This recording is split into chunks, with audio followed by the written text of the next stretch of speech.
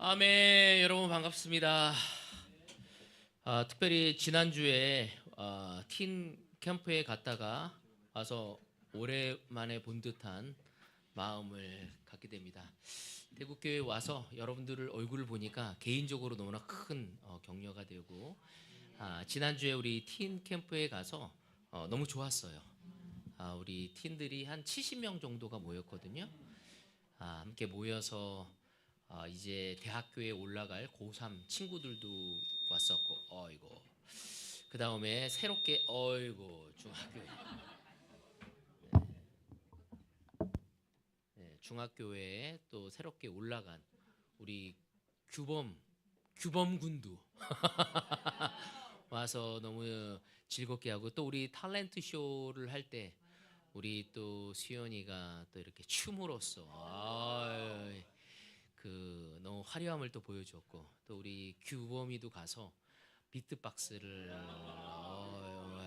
그래서 못 봤어요. 나중에 보여드리도록 하겠습니다. 자, 우리 그 규훈이랑 또 우리 저기 동욱이가 가서 또 기타를 치고 또 피아노를 치며 노래를 또 불렀어요. 그래서 참 우리 대구 친구들이 재능이 많구나라는 걸 새삼 느꼈고요. 또 우리 유신이도 가서 정말 부지런히 섬겼어요. 오늘은 좀 서울에 갔는데 너무 놀랍게 섬겨줘서 너무 감사했고, 확실히 군 스피릿이 아직 있더라고요. 그래서 제가 아침에 카운셀러 미팅을 아침 6시에 디보션이 있어서 준비를 해서 제가 5시에 나가야만 했었거든요, 아침.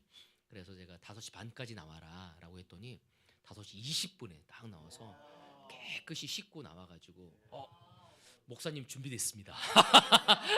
딱 준비된 모습으로 와서 섬겨주고 참 너무 감사했고, 그 무엇보다도 우리 카운셀러들이 정말 수고를 많이 했어요. 우리 여기 아니시나 또 우리 태화 형제가 가서 정말 그 아이들과 함께 동고동락하면서 그 모든 프로그램을, 사실 저희 쪽 카운셀러들은 다 50대라서 쉽지가 않았었을 텐데도 불구하고 그 아이들의 마음을 이렇게 어루만지며 하나님의 말씀을 볼 수 있도록 리드해 주면서 그 하나하나 프로그램을 다 참여하는 모습을 보면서 개인적으로 너무 감사했고, 또 어떤 한 친구가 그런 이야기를 하더라고요. 카운셀러들의 그 섬김이 하나님을 사랑하는 마음이 저런 마음이구나, 하나님을 알지 못한다면 저렇게 하기 너무 쉽지 않을 것 같다고 하면서 굉장히 감동을 받은 거를 저에게 나눠줬어요. 그래서 우리들의 섬김과 또 그 섬김 속에 기쁨과 감사함이 담겨져 있는 모습이 진짜 얼마나 파워풀한지를 다시 한번 느낄 수 있어서, 특별히 우리 카운셀러로 간 두 분에게 너무 감사하고, 또 우리 팀들이 함께 가서 어울릴 수 있도록 모든 것들을 노력하고, 또 우리 대학부로 우리 도윤이가 가서 정말 많이 섬겼거든요. 사실은 우리 대구 친구들, 우리 규범이가 그랬대요. 도윤이 형이 잘 챙겨줘서 너무 좋았다고. 그래서 정말 너무 훌륭하게 섬겨줘서 사실은 너무 감사했어요. 그래서 또 우리 팀들도 가서 마음껏 즐기고, 우리 뭐 유겸이라든지 도훈이도 이제 다섯 번 참석한 거죠, 그죠? 프리팅 캠프부터 시작해서 쭉 참석해서 이제는 이 대구 친구들이 다 서울에 있는 친구들이나 부산에 있는 친구들하고 어울리는 모습들이 너무 좋았어요. 제가 너무 격려됐던 거는 우리 대구 버스가 딱 왔더니 그 다른 교회 친구들이 막 가서 야 오래간만이다 막 이러고 막 환영을 해주더라고. 그래서 이제는 어느 정도 이제 떨어져 있지만 이 캠프 때마다 만나서 서로가 알고 서로 격려하는 모습이 너무 큰 우정이 만들어졌다는 생각이 들어서 너무 큰 격려가 되었습니다. 자, 우리 갔다 와서 수고했던 모든 분들에게 우리 감사의 박수를. 아멘. 그리고 또 오늘 우리 성찬을 전 처음 들은 것 같아요. 예원 우리 자매 그 성찬을 들으면서 너무 마음에 뭉클했습니다. 우리가 어떻게 그리스도의 십자가를 바라봐야 할지, 그 십자가를 바라보는 사람은 어떤 마음으로 우리의 삶을 살아가야 할지에 대해서 나눠줬는데 너무 감사했습니다. 우리 예원 자매에게도 우리 아멘 아멘 어스 너무 감사합니다. 자, 오늘 저는 여러분과 함께 제목이 뭐냐면요,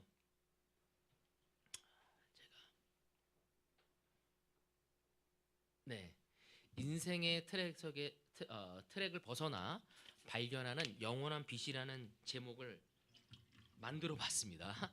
아, 우리가 때로는 우리의 인생의 트랙에서 열심히 뛰는 나머지 다른 것을 바라보지 못하고 쫓겨가며 너무 열심히 살아가면서 아픔과 어려움을 겪을 때가 참 있습니다.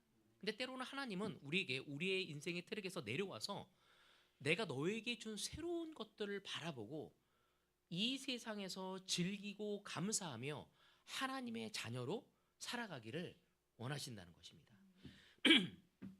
우리는 평생을 달리며 살아온 세대입니다. 그렇지 않습니까? 지금 우리 팀들을 보더라도 열심히 달려서 대학이라는 그 관문을 뚫고 자기가 원하는 대학에 가기 위해서 너무 열심히 살아갑니다. 그래서 정말 대학을 떨어진 사람은 정말 내가 정말 6년 동안 수고한 것들에 대한 결실을 맺지 못해서 너무나 아파하고 힘들어하고 또 마치 그것이 내 인생의 전부를 잃은 것처럼 느끼고 정말 인생의 낙오차처럼 생각하는 사람들도 있습니다.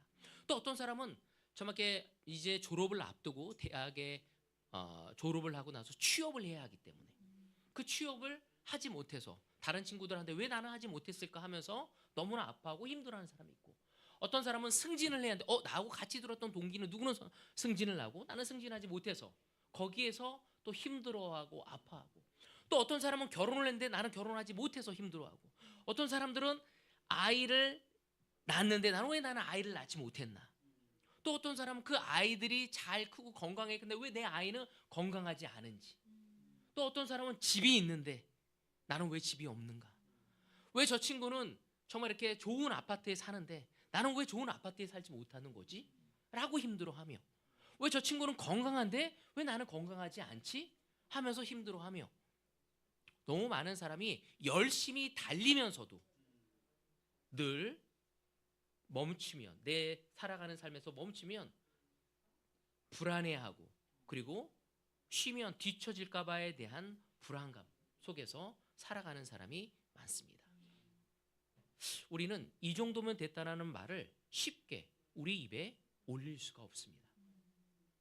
오늘은 우리에게 더 빨리 달리라고 하지 않는 그 하나님의 음성을 듣고 잠시 우리의 트랙에서 내려와서 주님이 주시고자 하는 영원한 빛이 무엇인지를 발견할 수 있기를 바라고 싶습니다. 그래서 제목을 인생의 트랙에서 벗어나 발견하는 하나님의 영원한 빛이라고 한번 만들어 봤습니다. 자, 우리는 우리의 자리에서 우리는 세상이 주지 못하는 영원한 빛을 발견할 때 새로운 기쁨과 또 소망과 희망 속에서 즐거움을 찾아갈 수 있습니다. 저희 오늘 첫 번째 포인트는 숫자의 감옥에 갇힌 인생입니다. 여러분, 우리는 평생을 숫자로 설명하는 인생을 살아왔습니다. 그 숫자가 뭡니까? 우리의 통장 잔고. 저는 항상 이럴 때 제발 내 통장 잔고가 마이너스가만이 아니면 좋겠다. 얼마나 큰지 적지가 떠나서 그냥 플러스가 됐으면 좋겠다. 또 어떤 사람은 아파트 평수에 대한 숫자에 갇혀 있는 사람이 있습니다. 어떤 사람은 자기의 연봉에, 또 어떤 사람은 성적, 또 어떤 사람은 노후 자산, 내가 얼마만큼 연금을 만들었는지. 우리는 처음 보는 사람을 만날 때도 은연중에 그 사람의 아파트 평수, 아니면 그 사람의 차 종류의 배기량, 그 사람의 직급, 차가 크다는 거죠. 돈이 많아지면 그렇다거든요. 제가 누구한테 들었는데 어떤 그 경품에서 차를 받아도 탈 수가 없다는 거야. 좋은 차는 기름값이 너무 들어. 그래서 우리는 때로는 그런 것들을 통해 그 사람의 가치를 매길 때가 있다는 것입니다. 마치 그것이 크고 큰 평수, 큰 아파트, 좋은 차를 탔었을 때 그 사람의 직급을 통해 우리는 그 사람이 좋게 살았는지 나쁘게 살았는지를 나눌 때가 있다는 거죠. 사람을 처음 만났는데도 우리는 이런 질문에 머릿속에서 떠오르게 되어진다는 것입니다. 이 사람이 어느 정도일 건가? 근데 문제는 여기서 생기게 되는데, 그 사람의 기대가 나보다 너무 크고 나보다 너무 잘나면 우리는 어느 순간 인스큐해지는 거죠. 불안해지는 거야. 나하고 연배가 비슷한데 왜 이 사람은 이렇게 잘 나가지? 좋은 학벌에, 좋은 학교에, 좋은 직장에, 좋은 연봉에, 좋은 평수에, 좋은 차에, 나는 뭐 한 거야? 여러분 한번 생각해 보길 바랍니다. 여러분 다른 사람과 늘 비교하면서 그렇게 살아가고 있지는 않습니까? 그래서 우리는 그런 느낌이 딱 들어왔었을 때 내가 잘못 살아온 건가? 내 인생은 실패작인가? 왜 나는 이 정도밖에 되지 않았지? 하면서 우리는 불안감과 두려움이, 또한 내 안에 있는 열등감이 우리를 애워쌀 때가 많다는 거죠. 하지만 여러분, 예수님은 오늘 이 시간 우리에게 이런 말씀을 하고 계십니다. 마태복음 6장 19절에서 20절입니다. 너희는 자기를 위하여 보물을 땅에다가 쌓아두지 말아라. 땅에서는 좀이 먹고 녹이 쓸어서 망가지며 도둑들이 뚫고 들어와서 훔쳐간다. 그러므로 너희를 위하여 보물을 하늘에 쌓아두어라. 거기에는 좀이 먹고 녹이 쓸어서 망가지는 일이 없고 도둑들이 뚫고 들어와서 훔쳐가지도 못한다. 세상은 끊임없이 우리에게 자꾸 숫자를 들이밀면서 우리가 이 정도의 가치밖에 되지 안 된다는 것을 속삭입니다.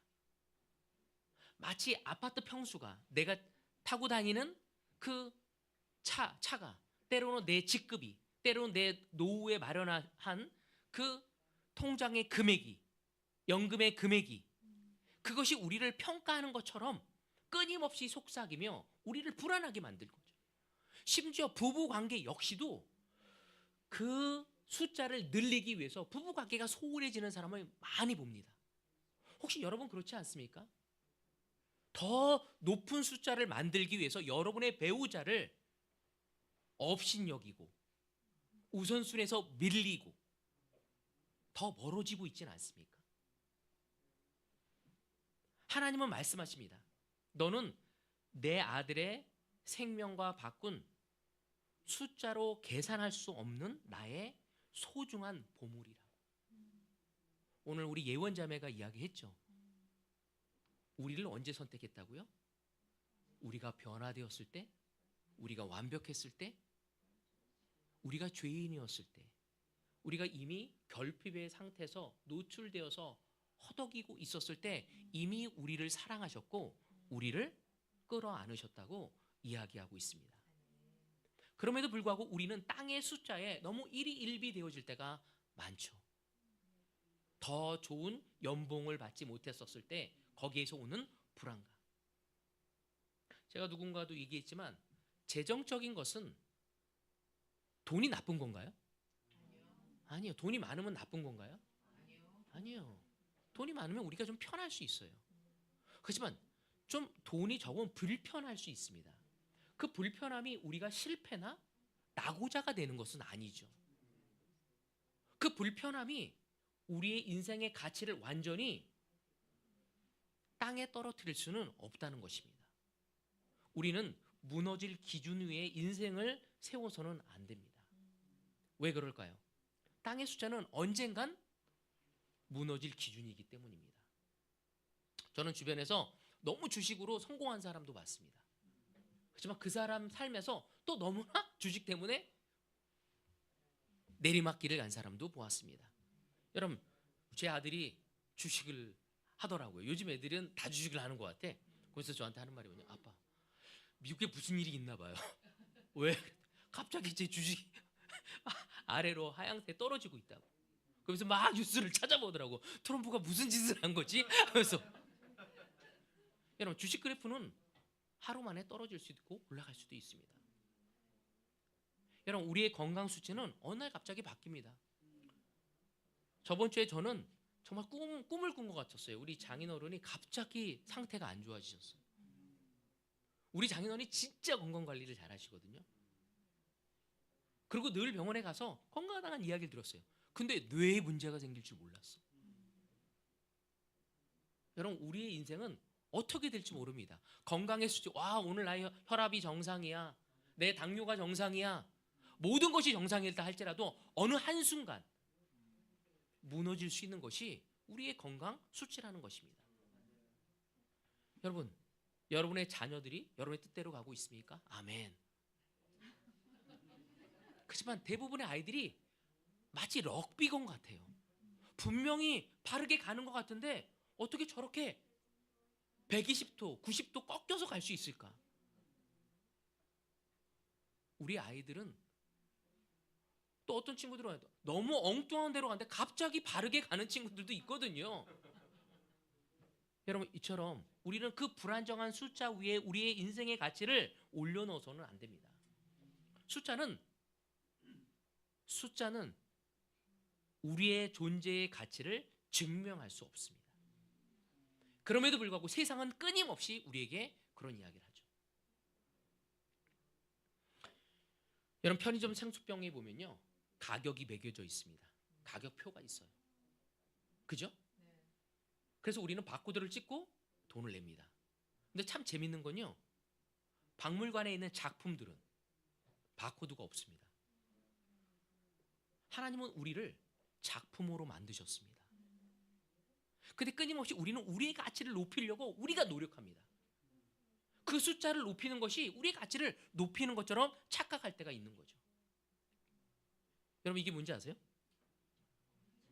맞아요, 도자기예요. 이것이 고려 백자입니다. 고려시대 12세기에 만들어진 겁니다. 이게 얼마인지 아십니까? 부르는 게 값이에요.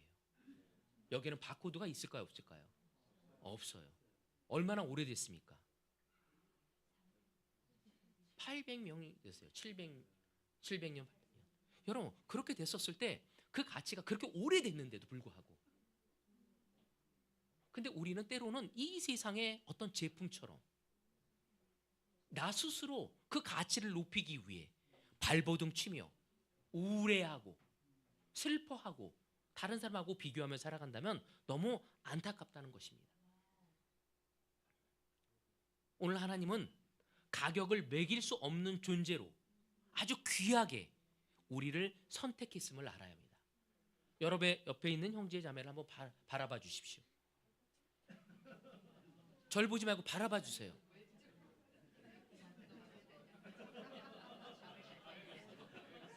예, 이게 누군지 바로 하나님이 우리에게 주신 작품들인 것입니다.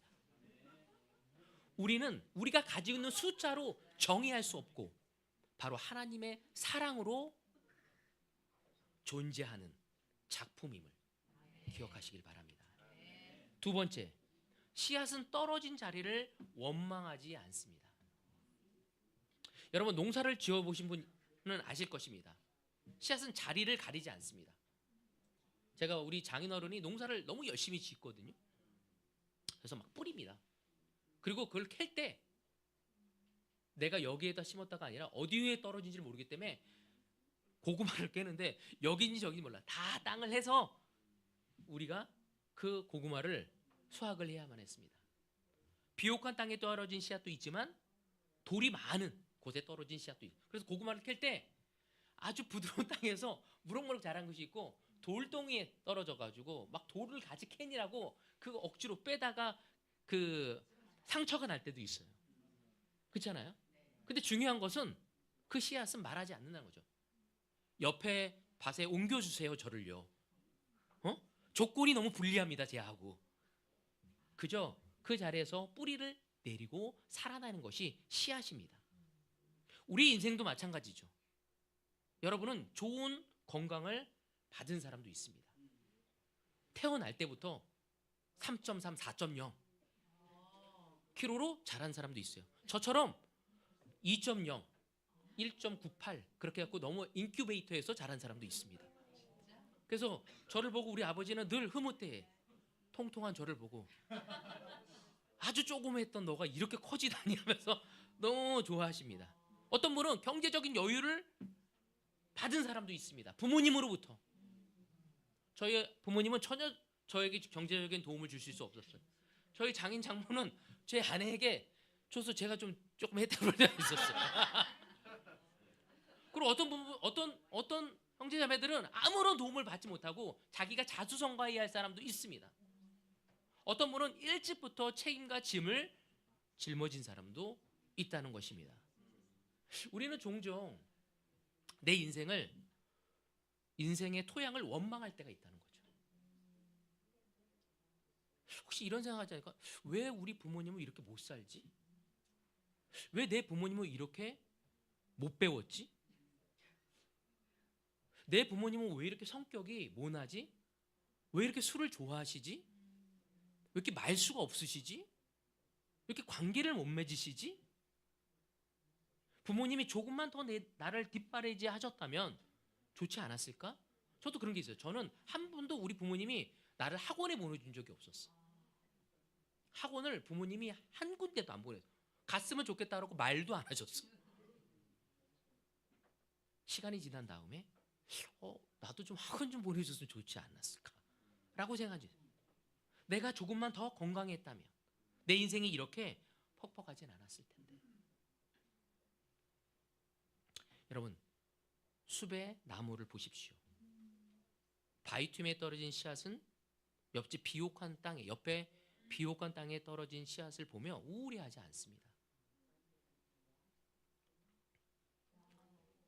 나무의 위대함은 얼마나 좋은 땅에 심겨졌는지가 아닙니다.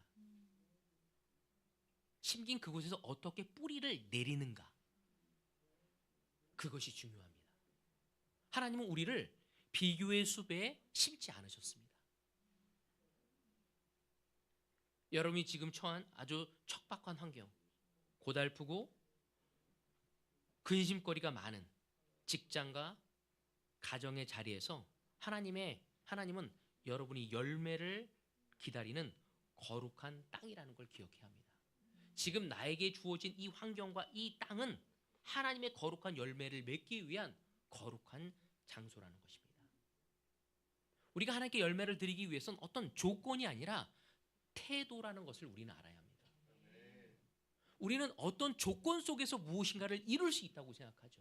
내가 좀 더 배웠다면, 내가 더 좋은 환경이었다면. 여러분, 그 조건이 아니라 우리의 태도, 그리스도인의 태도, 예수님을 따라가는 그 태도에서 우리는 뿌리를 내리고 그 거룩한 열매를 맺어가는 것입니다. 중요한 것은 내가 받은 조건이 아니라 그 조건 앞에서 어떤 태도로 생활하고 서 있느냐가 중요합니다. 혹시 여러분의 남편에 대해서 원망하고 있지는 않습니까? 내가 왜 이런 남자를 만났지? 내가 왜 이런 아내를 만났지? 여러분, 어떻게 완벽합니까? 여러분, 결혼했다는 건 서로 매력이 있어서 느껴진 거 아니에요? 근데 누구하고 비교하고 있습니까? 여러분의 자녀들, 럭비공 같아요. 지금은 여러분의 속을 썩혀도 나중에 여러분이 효도할 수 있습니다. 하지만 지금 너무 효도하다가도 두렵죠? 나중에 여러분에게 아픔을 줄 수도 있습니다. 그래서 저는 늘 아이들에 대해서 기도할 때 하나님 보호해달라고 합니다. 제가 가끔 사람들한테 근데 하나님이 저 친구는 아이들을 키울 때 별로 그렇게 뭘 많이 안 한 것 같은데 애들이 왜 이렇게 바르냐고. 근데 어떤 친구는 자기가 모든 걸 다 해. 돈 주고 애쓰고 뭐 다 했는데 제멋대로야. 여러분, 우리 아이들은 우리 마음대로 할 수가 없습니다. 우리가 해야 할 건 그 아이를 키우며 주님께 뿌리를 내리고 그리고 끝까지 믿음을 갖고 아이를 사랑하고 주님을 의지하는 것이 우리가 해야 할 일입니다. 보십시오. 나무 속에서 자라는 꽃. 자, 시편 1장 3절 같이 보도록 하겠습니다. 그는 시냇가에 심은 나무가 철 따라 열매를 맺으며 그 잎이 시들지 아니함 같으니 하는 일마다 잘 될 것이다. 하나님은 우리를 비교의 숲에 심지 않으셨습니다. 각자의 자리에서 각자의 열매를 맺도록 우리를 부르셨음을 기억해야 합니다. 여러분 스스로 세상이 이야기하는 거에 속삭여서 다른 사람하고 비교하고 원망하고 그것은 하나님의 음성에 귀를 기울이지 않는 것입니다. 오늘 이 시간 우리는 우리의 각자 나름대로의 하나님의 비전과 꿈이 있음을 기억하고 그 자리에서 주님의 뿌리를 내리고 열매를 맺어가는 우리 모두가 되어지기를 바라고 싶습니다. 세 번째는 하나님이 묻는 질문은 다르다는 것입니다. 세상은 묻습니다. 너는 무엇을 이루었니? 너는 어느 학교를 졸업했니? 너의 연봉은 얼마니? 넌 집은 있니? 너의 직급은 뭐니? 너는 얼마나 남겼니? 그러나 하나님은 다르게 물으십니다. 세상은 우리가 무엇을 해냈냐고 묻지만 하나님은 우리가 어떤 존재였는지를 묻습니다. 미가서 6장 8절을 같이 보도록 하겠습니다. 너 사람아, 무엇이 착한 일인지를 주님께 이미 말씀하셨다. 주님께서 너에게 요구하시는 것이 무엇인지도 이미 말씀하셨다. 오로지 공의를 실천하며 인자를 사랑하며 겸손히 내 하나님과 함께 행하는 것이 아니냐. 하나님은 우리가 무엇을 해냈는지에 대한 결과치를 보지 않으십니다. 하나님은 우리의 존재, 우리의 관계의 흔적을 보십니다. 가정에서 나는 어떤 사람인가? 나는 남편으로서, 아내로서, 부모로서, 또한 아들로서, 딸로서 어떠한 존재였는지, 직장에서 나는 어떠한 존재였는지, 어떠한 프로젝트를 이루었는지 안 이루었는지가 아니라 그 직장 동료들과 어떠한 마음을 나눴고 신실함을 주고 있는지, 힘든 사람 곁에 머물러 주었는지, 결핍이 있는 사람에게 도움을 주고 있는지, 이웃들의 어려운 이웃들을 찾아가 마음을 나눠주고 들어주려고 하고 있는지.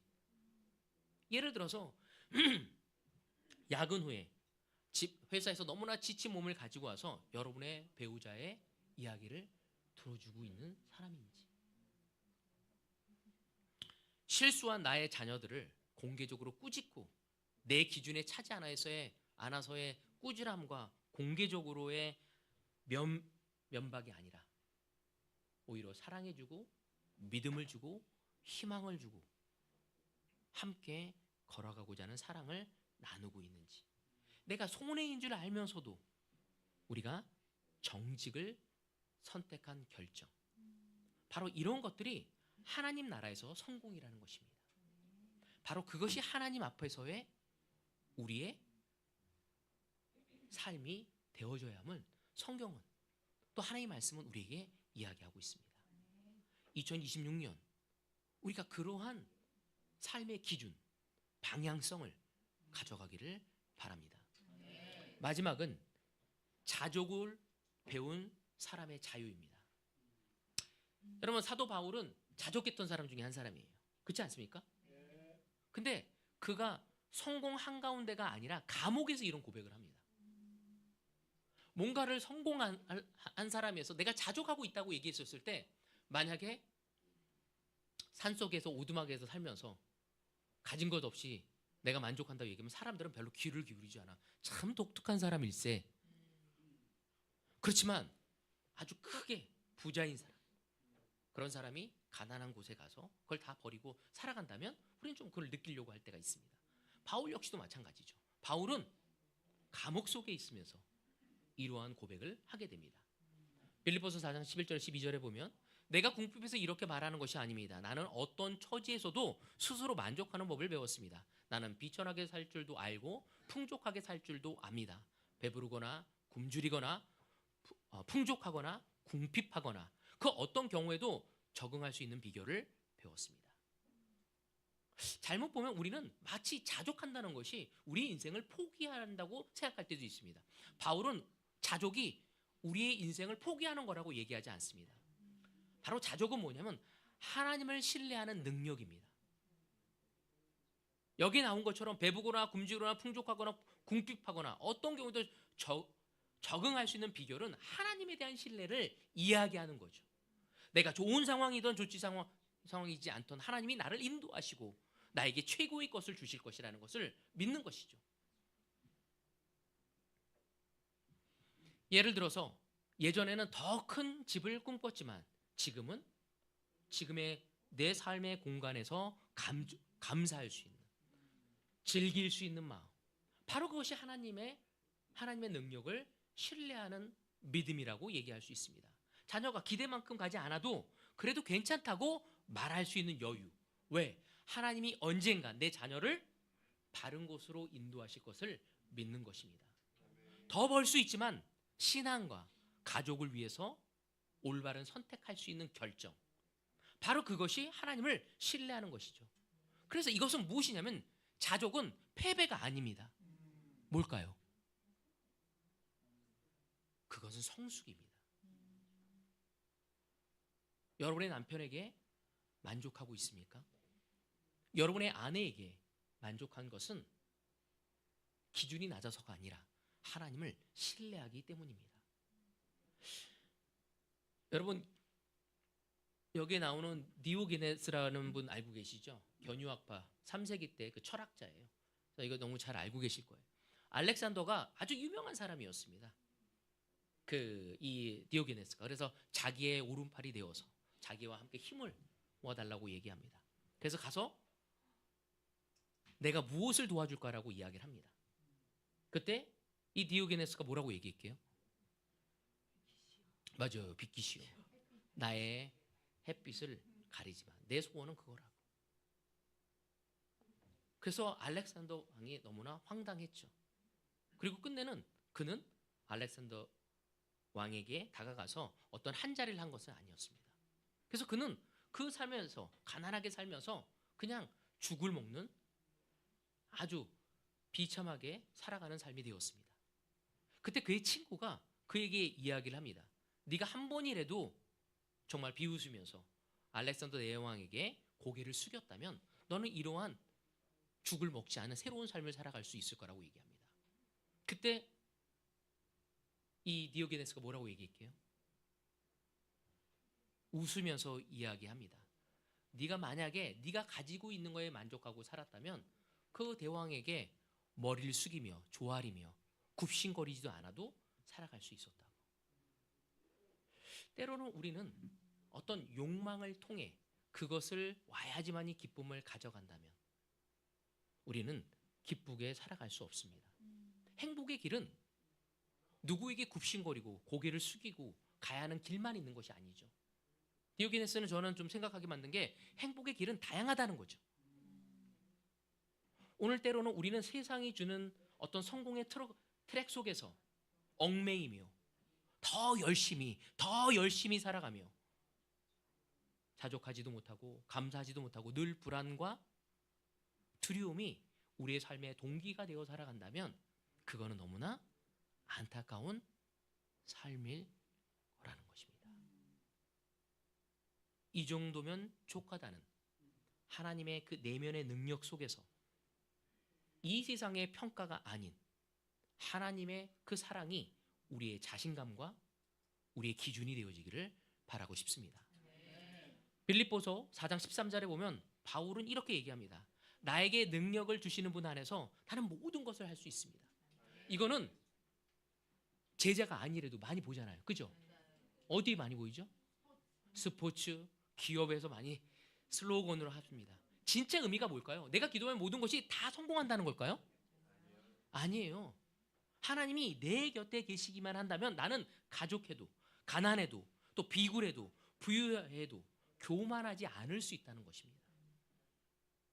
근데 때로는 이거를 그 위에 있는 구절은 11절과 12절은 보지 않고 요것만 딱 해놓고 난 다 할 수 있다고 착각할 때가 있습니다. 하나님은 그것이 아니라 네가 내 곁에 있다면 어떠한 상황 속에서도 교만해지지 않고 자족하며 너의 인생을 즐기며 감사함으로 갈 수 있다는 것입니다.